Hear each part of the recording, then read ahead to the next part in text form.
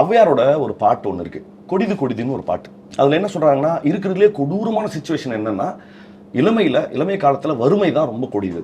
அதனினும் கொடிது என்ன அப்படின்னா, முதுமையில தனிமை கொடிதுன்னு. நான் இது இருக்கிறது ரெண்டு மோசமான சுச்சுவேஷனை ரெண்டு மோசமான கேரக்டர்ஸ், அந்த கேரக்டர்ஸாக மாற்றிட்டேன். டெல்லி கணேஷ்க்கு வந்து ரொம்ப ஏஜ்டான ஒரு ஆள், ரொம்ப தனிமையில் இருக்காரு. நான் இவங்க ரெண்டு பேரும் கொலைட் ஆகுறாங்க.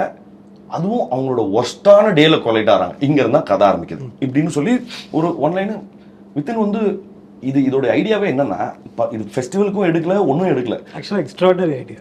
It's great idea. அது ஐடியா இப்படி வந்தது தான்.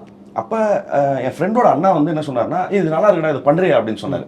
அப்புறம் எல்லாருமே கை கடக்கமாக இருந்தது தான். சினிமோட்டோகிராஃபர் வந்து எங்கள் ஃப்ரெண்டு எல்லாருமே என் கூட படித்தவங்க தான் நடித்தது, எல்லாம் முடிச்சிட்டோம். இப்போ இது ஐடியாவே வந்து நம்மளுக்கு எழுதின கதையை எடுக்க வருதான்றதுக்காக ஒரு டெஸ்ட், அவ்வளோதான். மற்றபடி வர ஒன்றுமே கிடையாது. இப்போ இது சும்மா இருக்குது, இது எதனா அமுச்சு விடலான்னு சொல்லிட்டு தான் ஃபெஸ்டிவலுக்குலாம் அமுச்சு விட்டது.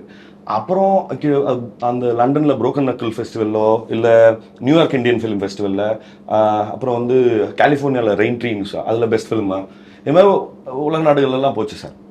அப்புறம் நான் என்னன்னா, ஒரு லெவலுக்கு அப்புறம் நம்ம we tend to grow like என்ன சொல்கிறது, வைசர் எவ்ரிடே இல்லை. அப்போ அது பார்க்கும்போது அது எக்ஸிக்யூஷனாக இதுவெல்லாம் அப்படி ஆயிடுது. இப்போ ஒரு ஃப்ரேமை பார்த்தா கூட அது ரீல்ஸாலாம் அனுப்புவாங்க, ப்ரோ நைஸ் அப்படி அது இது வந்து நான் ஏதோ ஹியூமிலிட்டியாக சொல்கிறதா இல்லை, எனக்கு அது பார்க்க வரமாட்டேங்குது. நான் அவ்வளோ அபத்தமாக அப்படி இருக்குது.